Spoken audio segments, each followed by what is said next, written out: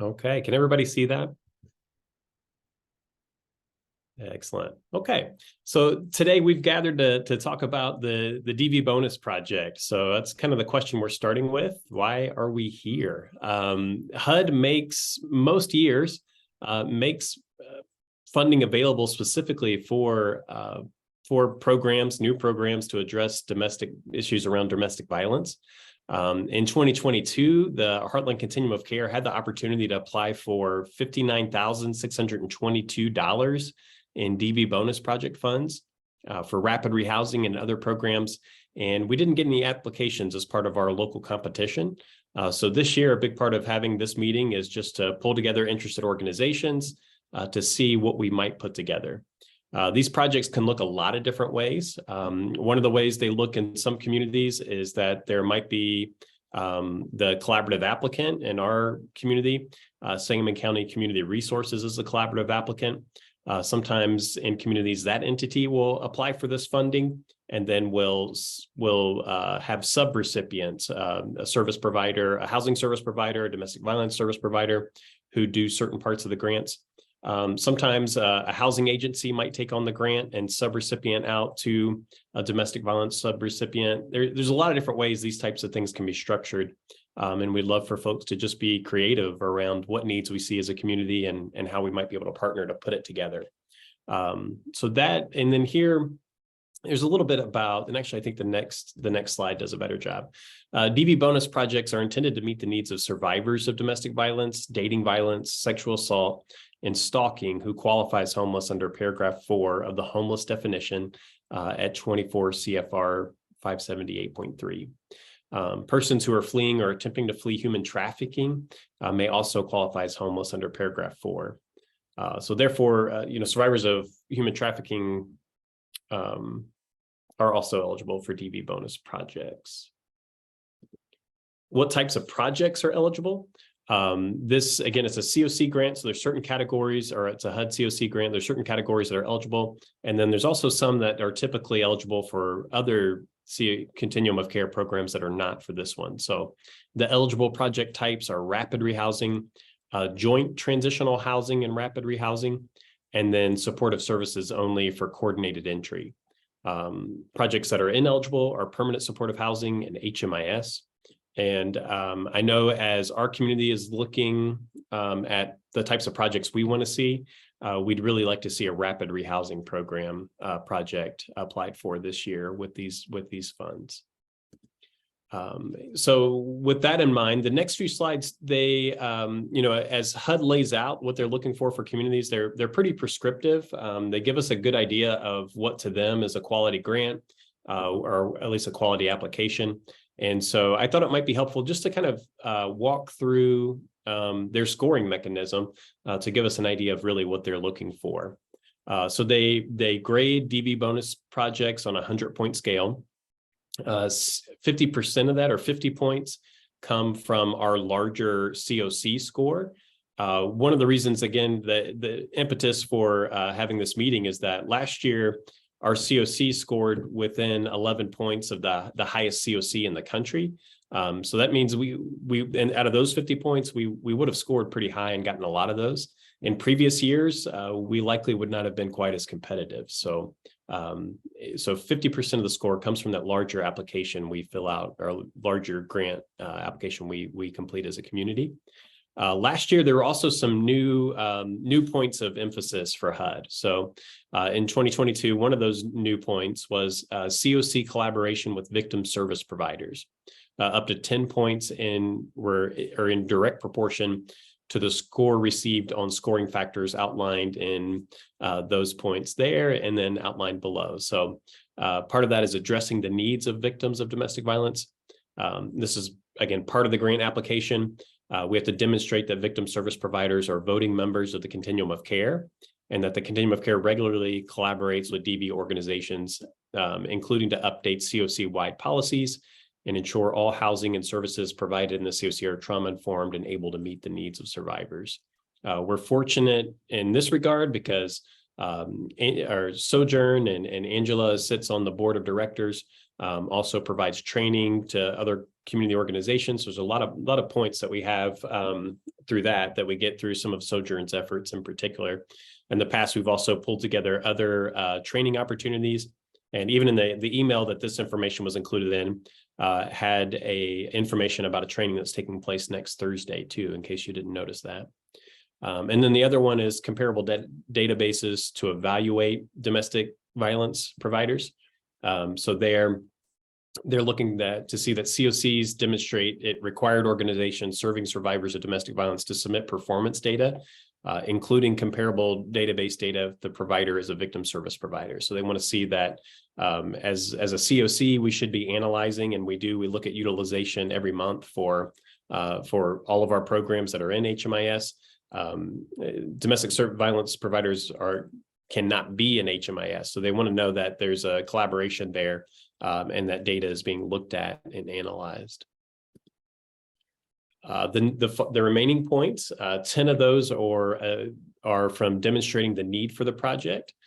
So they want to see, again, some of that data that comes from DV providers. Some of that could be from the coordinated entry list, knowing how many people on the coordinated entry list are fleeing DV or might fit in this category is another data point that's important for that. And then the remaining points, 15, and this was, they noted down from 25 because they added in some of those new points of emphasis. The quality of the project applicant. These are based on the previous performance of the applicant in the event that there is previous performance in serving survivors of domestic violence, dating violence, sexual assault, or stalking, and their ability to house survivors and meet safety outcomes. So they're again kind of a quality assurance type of piece. And then another new one, demonstration of inclusion of victim-centered approaches. Up to 8 points are based on the quality of the project's plan to address the housing and safety needs of survivors by adopting victim-centered approaches, housing first, trauma-informed care, confidentiality, in operating their project. Full points are awarded to project applicants that can demonstrate that they are already adopting victim-centered practices. Another new one, demonstration of a plan to include survivors with lived experience. So up to 7 points are based on the project's ability to demonstrate its plan to involve survivors. I think this is policy. I think there might have been something up there. I don't think the police are involved in this one. They want to, so again, incorporating lived experience, which is something we're working to do as a COC across the board, but specifically in regard to this, they want to know that people with lived experience are weighing in on both policy and program development around the project that we would be applying for. And then the last one, any project we apply for around rapid rehousing or joint transitional housing and rapid rehousing has to demonstrate that that the project will follow a housing first approach. So I know there's sort of a lot there, but we will email out the slide deck. We'll also email out some links to HUD's information on DV bonus projects. Some of the next, and we're going to open the floor just for some conversation for you to ask any questions or any thoughts that you have. But at the community level, one of the things that will happen is that HUD will release all their information about this year's grant process. When that happens, the Heartland Continuum of Care will look at that, put together a timeline, and we'll release information about eligible projects. So we'll release information in a similar way here. What's laid out, that's some of the information that we'll share to say, we would like a rapid rehousing project. These are some of the boxes that it would need to check. And then we have a local application that is sent out. So there'll be a competitive process for all of the HUD COC grants. And in the event that there are multiple projects for the DV bonus, for the DV bonus funds, those would be subject to a competitive process as well. So that's sort of what happens locally. And when that happens, it ultimately just really depends on when HUD gets stuff to us. So it could be July. I would anticipate it would be August at the latest, but that will be the next steps on this end. If there are organizations that want to start having conversations and would like the have questions along the way, we certainly would be happy to guide up until the point where we release the local competition information. So with that, any thoughts, any questions, any concerns about any of this? I have a question. I may have an answer, but no promises. Always me, isn't it? So if we were to go the route of Sangamon County being the recipient of the funds, Mm-hmm. Just out of as like a connection point. So one of the possibilities could be that Sangamon County could basically pay a housing provider and the DV. And just as long as maybe those two have the MOU connection, this agency is not required to pay for the DV services. Does that sound like where you were going with that possibility? Yeah, we've talked to organizations or communities that have structured ones that way. That's not the ideal.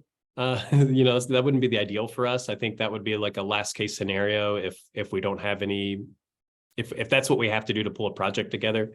We'll explore that more, but what you mentioned is a very similar structure to how other communities do that. So in your mind, then what's ideal? I think either one organization takes it on or two work in tandem. I think would be ideal. One takes it on, subs it out, and then does a paid contract. Right. Okay. Just curious. That was kind of Amy's question, not mine. She could not attend, so. Yeah.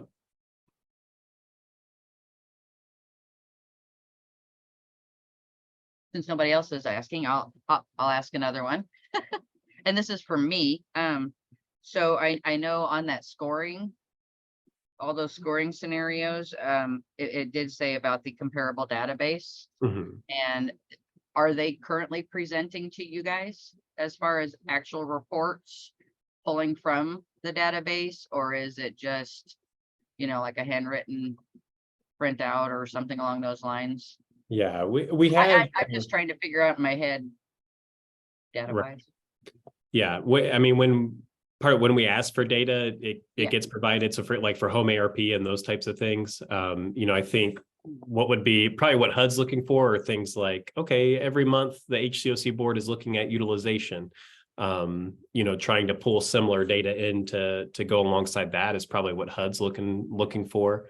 But that's not a request we've made at this point, but it is. Sometimes you kind of pull these out and you look at the requirements. You're like, oh yeah, we need to get to work on that. And you said utilization, and that's kind of what clicked it in my head. Mm-hmm. Is that I could potentially include them in our broad utilization documents, or if she wanted to put her own version in there. I'm not saying she has to. I'm just saying that was an option that obviously we missed when we were looking at that. Right. Yeah. I think sometimes pulling what I can pull, Yeah, I think sometimes because it is separate and legally separate, sometimes and myself, it's like, okay, that's a separate, you kind of, when you think about pulling the data together, I don't always think about, oh yeah, we got to do that too. So I think that's kind of just a missed mark in my mind at the COC level, but definitely, I totally agree that it would be good to kind of sweep that in. Is Angela still on here? Angela. I am. Okay. I have you on mute. I just want to warn you guys, earlier, if you saw me look at the ceiling, I thought they were coming through. We are redoing the client bedrooms and bathrooms upstairs. So something just fell. So if it gets really loud, that's what that's about. I was going to say lived experience, Josh, when you were talking about that. I know we have a requirement where we have a pretty good amount of our board members have lived experience with domestic violence. So that's great. That's great. What were you asking, Tracy, though, about reports? Well, like he was saying about utilization rates, does InfoNet have any ability to generate any form of reports like that we could present along with everybody else's, obviously, because we do have it would depend on specifically whatever you needed, and we just have to see if they have a report. I mean, monthly we can print off how many adult clients, how many children clients, how many nights of safe shelter we provided, and so from those documents you can figure out how many beds were utilized and stuff like that. I mean, there's some restrictions, but there may be something that can be ran. It would just have to be like something that you would have to tell us specifically what would be needed. Okay, well, I mean, it's very basic, but ours is actually on a day-to-day basis. And, you know, HMIS can pull a whole month's on a day-to-day basis. So, I mean, if that's something that we could look into, it's very simple. We obviously don't take names. We don't put none of that on our Google Docs for any of the agencies. So privacy wise, you're literally just saying how many beds were in use every night. Yeah, I think in like previous things that I've submitted some reports from InfoNet, but it probably doesn't look like anything that you guys use, but we could definitely, we always keep those items, even if we don't use them for other grants that we do. We don't necessarily turn in those reports, but we do make databases based off them. And then we just save those reports and you can see like, that's the backup data of where it came from. Gotcha. Yeah. And that's similar to, I literally take the reports and create Excel spreadsheets out of them, you know, so. Okay, that's what I was kind of more or less talking about. We do the same thing for the emergency food and shelter program. We do things from our bed logs from our clients. So we know how many clients are there each night. And then for whatever time period that is, we can come up with unduplicated clients during that time period.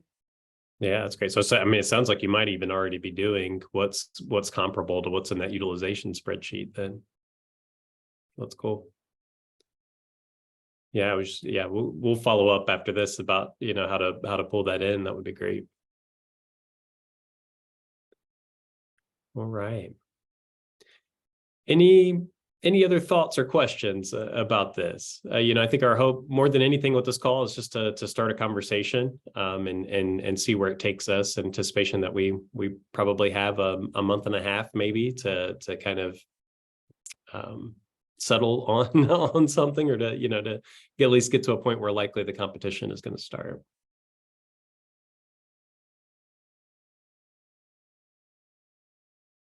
Go ahead. Yeah. Just out of curiosity, why is PSH not eligible? Did you catch it wind on all? I'm just out of curiosity. Yeah. You know, I kind of want to create something new. I'm honestly not sure. I wonder. Yeah. I really don't know. I kind of had that same question when I was because normally when I look at this, it's just here's the eligible data, but the document I was looking at when I put that together had here's ineligible, and so I had not really thought about PSH previously. So yeah, I'm because I mean it's odd that RRH is eligible, but PSH is not when they're both considered a permanent situation. Right. Yeah. Okay.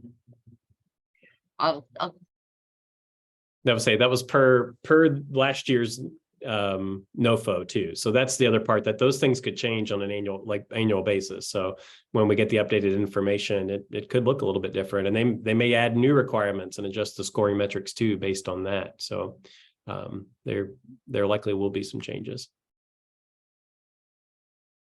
Okay. We won't take any more of your day than is necessary. I think what we welcome you to do is start brainstorming. You know, if this is something that your organization, wants to be a part of, if you have an idea about how to structure partnerships or any of those types of things, or want to explore it further. I know myself, Jamie, we would love to talk with you more and offer whatever support we can. And then obviously soon we'll announce a local competition. And at that point, we wouldn't be involved anymore, but we're happy to kind of help you get started if anybody's interested in looking into this more deeply. So we appreciate all of you taking the time. We'll post this recording, send it out to the general membership too, along with some supplemental links for those that aren't here. So appreciate you. Have a great day. Thank you.